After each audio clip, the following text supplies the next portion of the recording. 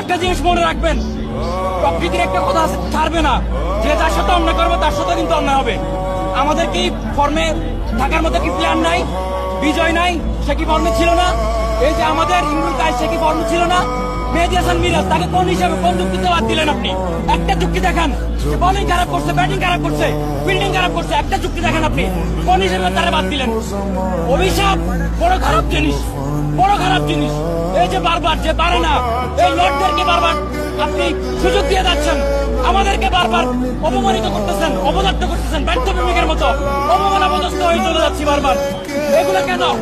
আপনি দেখেন, আজকে আপনি একটা মেয়ে বা একটা ছেলেকে ভালোবেসে এতটা অপমান অপদস্থ হন না আমার মনে হয়, যতটাই বাংলাদেশের এই ক্রিকেটারদেরকে ভালোবেসে আপনি অপমান অপদস্থ হয়েছেন। আপনি দেখেন, এই শান্ত বলেন, সৌম্য বলেন কিংবা লিটন বলেন, এরা বাংলার আদু ভাই, এরা বাংলা